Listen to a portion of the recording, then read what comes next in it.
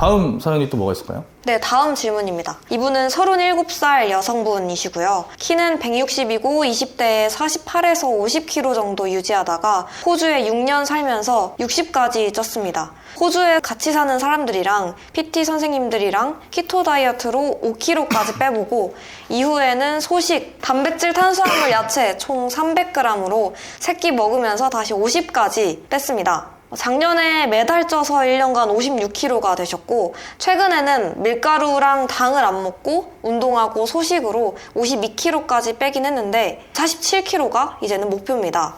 공부할수록 어떤 식단이 저한테 맞는 건지 요요도 안 오고 기초 대사량을 늘려보고 싶어요. 소식으로 뺐던 습관 때문에 조금만 먹어도 살찌고 요요 와서 먹는 게 스트레스고 사람 만나기도 어렵습니다. 지금은 자영업이라서 식단, 시간 운용은 자유롭습니다. 16대 8 간헐적 단식을 호주에서도 했는데 최근 다시 시작했어요. 주로 잘 참다가 밤에 폭식하고 충분치 못한 수면 영향이 있는 것 같아요. 걷기는 평균 5천 보이고 혼자 살아서 방해받을 가족도 없고요. 술은 잘 못 먹는데 맛으로 한 달에 와인 한 잔 정도 마시는 정도예요.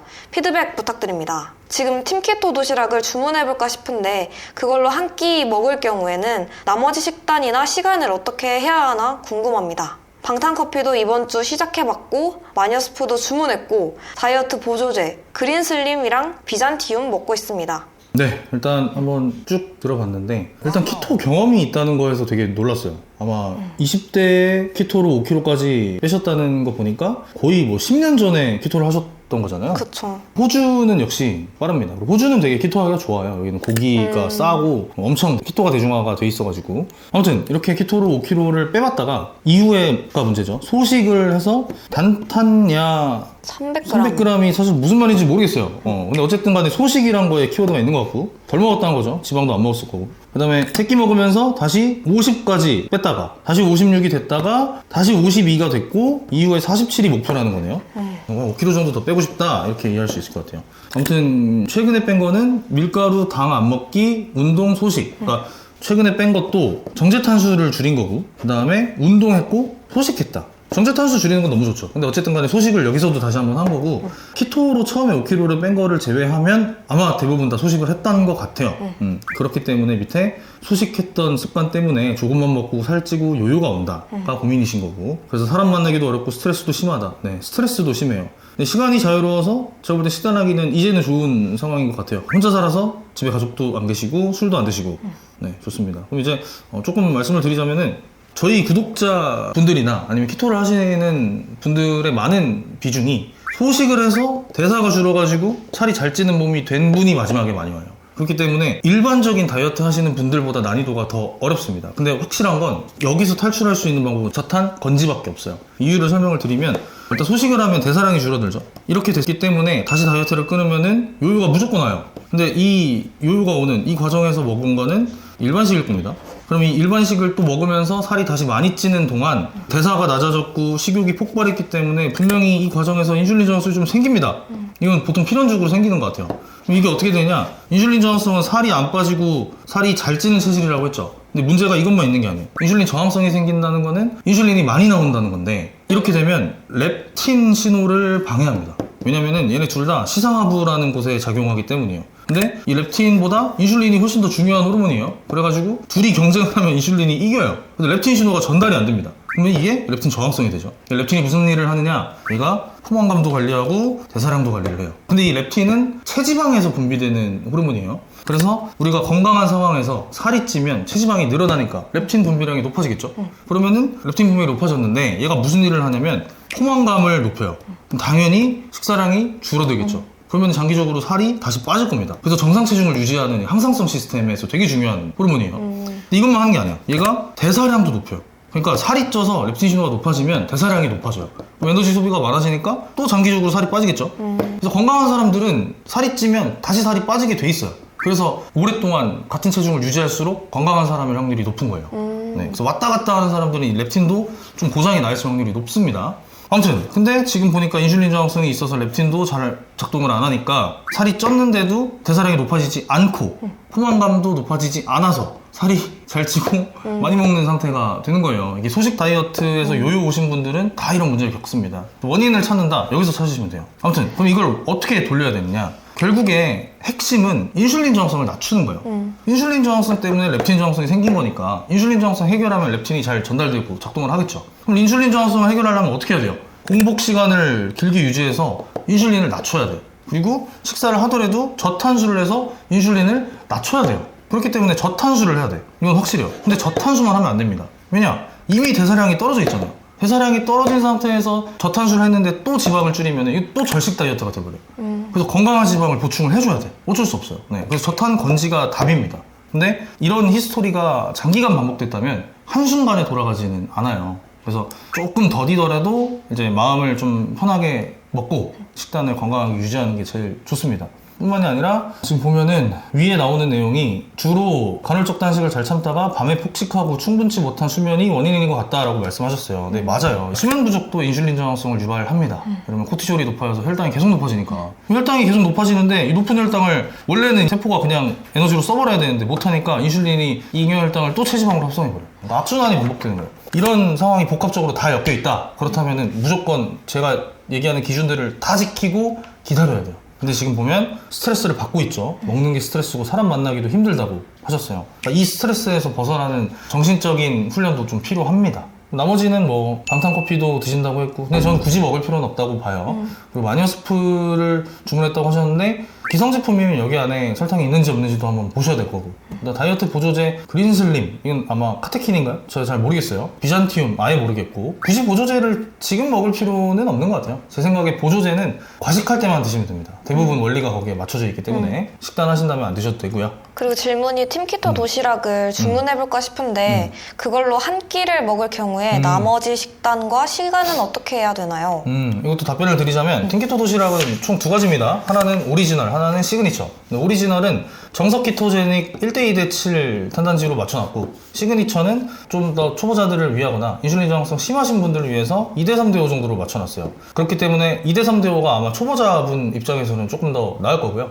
만약에 그냥 오리지널 1:2:7을 드신다면 여기에 한 끼 정도는 탄수화물 추가해서 드셔도 괜찮을 것 같고, 만약에 그게 귀찮다 그러면 나머지 한 끼일 때 탄수화물을 저녁에 드시면 돼요. 저녁 탄수화물 먹으면 수면에 도움이 됩니다. 너무 많이 드시는 건 당연히 피하시고, 이렇게 마무리를 해볼게요. 다음 사연은 어떤 분이죠? 네, 다음 사연 읽어드릴게요. 안녕하세요. 팀키토 오픈톡에서 보고 메일 드립니다. 이분은 32살 여성분이시고요. 167cm에 73kg입니다. 인바디 마지막 기록에서는 기초대사량 1450가량 나왔었습니다. 유산균, 마그네슘, 오메가3, 루테인, 비타민C, 비타민 D, 밀크시슬, 변비약, 병원에서 처방받은 변비약까지 드시고 계시네요. 아침은 7시 반에 드시고 점심은 1시에 드십니다. 운동은 하고 있지 않고 물은 하루에 2리터 전후를 드시네요. 수면은 평균 6시간 반 정도.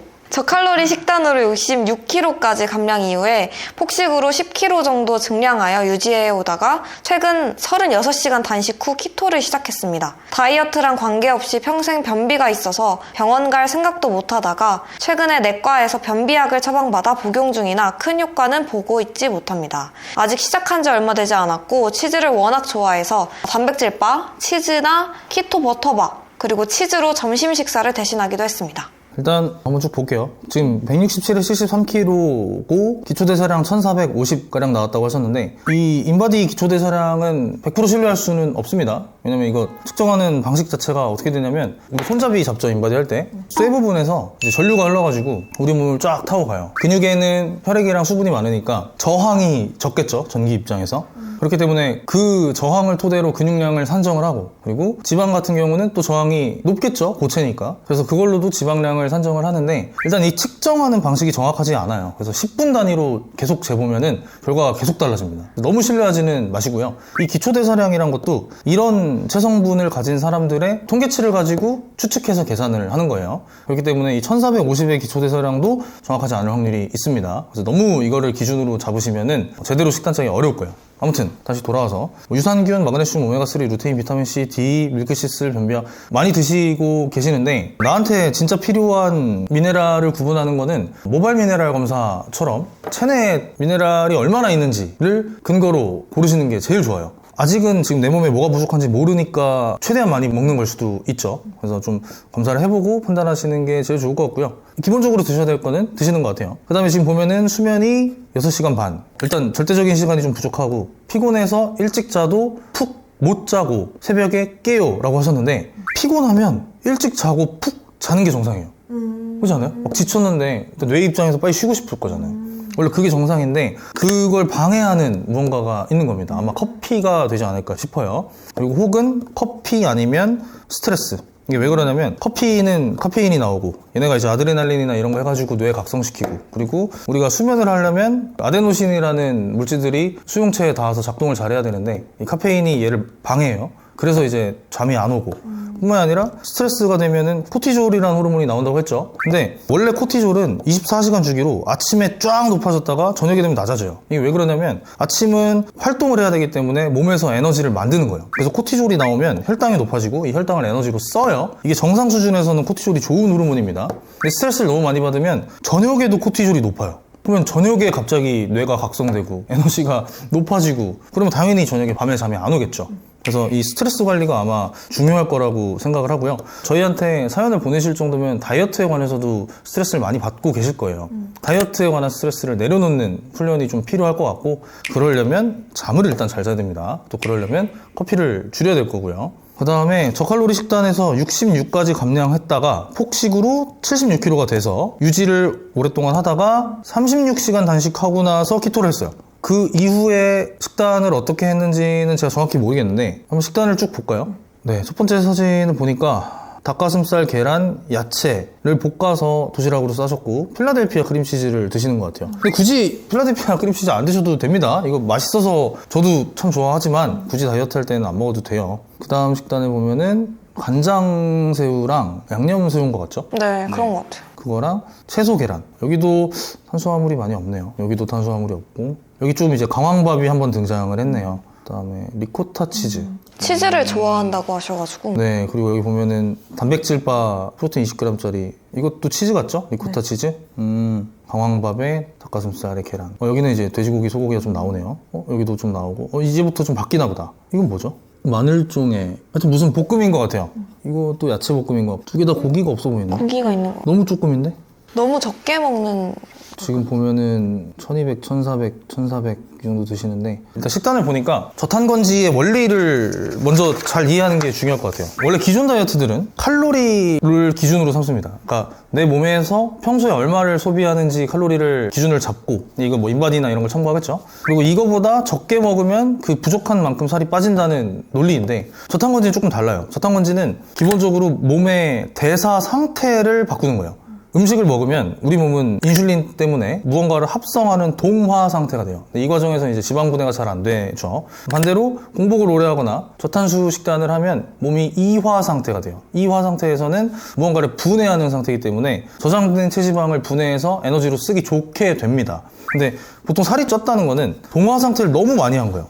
그래서 이화 상태로 몸이 잘 못 들어간 거야. 그래서 체지방 분해를 잘 못하는 몸이 된 거죠. 그렇기 때문에 칼로리만 기준으로 한다기보단 우리 몸이 어떻게 동화 상태를 줄이고 이화 상태를 늘려서 지방을 태우기 좋은 상태를 만드느냐가 관건입니다. 그리고 이거에 최적화된 게 간헐적 단식이랑 저탄건지죠. 근데 이 방식이 건강에 훨씬 좋고 대사가 장기적으로 좋아지는 방법은 맞아요. 근데 잘 해야 됩니다. 이게 무슨 말이냐면 간헐적 단식해서 공복을 늘렸어요. 막 분해를 하기 좋은 상태가 됐어. 근데 이 공복 시간 동안 제대로 음식을 못 먹었잖아요. 그래서 나머지 식사를 하는 한 8시간에서 6시간 정도는 음식을 제대로 먹어야 돼요. 대사라는 거는 이 이화 상태에 들어가서 인슐린을 낮춰가지고 분해하기 좋은 호르몬을 만드는 것도 맞지만, 먹은 음식 혹은 몸에 있는 체지방을 세포가 잘 태우기 위한 재료들을 줘야 돼요. 그 재료들이 바로 미네랄과 비타민들이죠. 이 대사 과정에서 지방산이 에너지로 연소돼서 사라져야지 살이 빠지는 거잖아요. 얘가 연소되지 못하고 다시 저장되면 살이 안 빠지는 거고. 근데 이 과정에 필요한 불쏘시개 같은, 그러니까 장작 같은 역할이 바로 미네랄과 비타민입니다. 근데 얘네가 영양주로 먹어도 좋아요. 좋은데 제일 좋은 거는 음식으로 먹어야 돼요. 이게 어디 많이 들어있느냐? 적색육에 들어있어요. 적색육. 돼지고기, 사실 돼지고기 베스트는 아니에요. 소랑 양이 베스트입니다만 어쨌든 그 빨간 고기들 있죠. 걔네랑 그리고 걔네가 갖고 있는 지방에 거기 대사에 필요한 지용성 비타민이나 다른 좋은 미네랄들이 엄청 많이 들어있습니다. 근데 식단을 보면 닭가슴살과 계란의 비중이 훨씬 높아요. 계란은 물론 노른자가 좋습니다만 닭가슴살 같은 경우는 영양적인 면에서 많이 밀려요. 그래서 차라리 지방이 좀 적은 적색육부터 시작을 해서 살이 잘 빠지면 좀 지방이 많은 걸로 늘려보고, 이게 베스트 방법이고요. 근데 지금 다른 지방을 보충하기 위해 치즈를 너무 많이 드세요. 치즈가 뭐 나쁜 거는 아닙니다만 굳이 안 먹어도 되는 식품이에요. 좋은 식사라는 거는 자연식 상태의 음식으로 영양을 최대한 보충하는 건데 굳이 치즈가 개입될 필요는 없습니다. 이 안에도 물론 뭐 카제인이나 이런 몸에 좋지만은 않은 물질들이 들어있어요. 그래서 치즈를 주에 뭐 한두 번 먹는 거야 괜찮지만 매번 먹는 거는 저는 피하라고 말씀을 드리고 싶고요. 이 변비에 관해서도 고민이 좀 있으실 것 같은데 제가 식단을 쭉 보니까 탄수화물을 잘 안 드시더라고요. 강황밥으로 종종 드시기는 하지만 잘 안 먹습니다. 근데 탄수화물을 안 먹으면 어떤 변화가 일어나느냐면 변의 양이 줄어요. 양. 아마 체감하실 거예요. 저탄수 식단하고 변을 잘 안 봅니다. 근데 그렇다고 해서 막 배가 빵빵해지고 배가 아프고 고통스러운 분은 잘 없을 거예요. 그냥 안 나오는 거예요. 왜 그러냐? 변의 재료가 없기 때문이에요. 변을 구성하는 것들 중에는 이제 탄수화물 찌꺼기가 많은데 이 양 자체가 줄어버리니까 나올 게 없는 거죠. 그래서 구태여 막 변비약까지는 안 드셔도 괜찮고요. 근데 만약에 진짜 배가 빵빵하고 속에 있는데 못 나온다 그러면은 이제 드시는 게 도움이 되겠죠. 그리고 마지막에 말씀하신 치즈랑 키토 버터바 라고 하셨는데 이 버터바를 먹는다는 것 자체가 이미 당을 갈망하고 있다는 소리예요. 달달한 맛이 필요한 거잖아요. 아무리 대체당 썼어도 그 맛을 그리워하는 거거든요. 그럼 이거는 두 가지 측면에서 해결할 수 있어요. 생리적인 측면과 심리적인 측면. 생리적으로는 지금 필요한 양에 비해 탄수화물 너무 안 드세요. 보니까 거의 무탄수에 가까웠잖아요. 근데 지금 키도 크시고 체중도 키만큼 나가는데 그러면 당연히 몸에서 필요한 탄수화물 혹은 여기서 파생되는 옥살로아세트산, 저희 전 영상 참고해주세요. 그 양이 다른 사람보다 많을 겁니다. 근데 지금 오히려 식단은 다른 사람에 비해 훨씬 적게 하고 있죠. 당연히 몸에서 얘를 만들라는 신호를 보내요. 그렇기 때문에 당갈망이 이어지고 키토 버터바 먹게 되는 거죠. 그래서 탄수화물을 제가 항상 추천하는 느린 대사와 초보자용 순탄수 70g 이 정도로 드시는 게 좋고, 그 다음에 심리적인 이유로는 이 당에 대한 갈망을 담배랑 똑같이 생각해 보시면 좋을 것 같아요. 둘 다 마찬가지로 우리 뇌에서 도파민이라는 쾌감을 자극하는 물질을 분비시켜서 이 쾌감에 중독되는 과정이거든요. 물론 담배는 좀 달라요. 아세틸콜린, 수용체 막 이런 게 있는데 어쨌든 간에 그렇기 때문에 기본적으로 당도 담배와 같다고 여기면은 좀 경각심이 들 거라고 생각을 해요. 그러니까 이렇게 우리 사회에 지금 뭐 담배가 됐든 술이 됐든 마약이 됐든 도박이 됐든 너무 자극적이고 쾌감이 많은 것들이 나쁘다는 인식이 있는데 사실 음식도 그에 못지 않거든요. 단 음식들, 초가공식품들. 여기에는 좀 인식이 오히려 좋아. 먹방하는 사람들 보면은 초가공식품을 막 10인분씩 먹잖아요. 그러니까 오히려 장려하는 분위기예요. 여기에 대한 인식이 좀 바뀌어야 될 것 같아요. 얘도 술, 담배만큼 나쁩니다. 그렇게 마인드를 좀 바꿔보시면 좋을 것 같아요. 식단에 대한 피드백 받고 싶은 분들은 이메일로 메일을 주셔도 좋고요. 그리고 그보다 더 좋은 거는 사실 다이어트 부트캠프에 참여하시는 거예요. 거기서는 제가 이렇게 막 몇 주간의 시간을 두고 답변 드리는 게 아니라 아예 코치님한테 24시간 동안 피드백을 받을 수 있고 정보도 계속 얻을 수 있고, 뿐만이 아니라 제가 일주일에 2번씩 라이브로 직접 소통을 해드립니다. 코치님 답변이 부족하다 그럼 제가 도움을 드리니까 빨리 해결하고 싶으신 분들은 부트캠프가 답일 거예요. 그렇게 추천을 드리고요. 저희는 다음 시간에 더 알찬 영상으로 찾아뵙겠습니다. 감사합니다.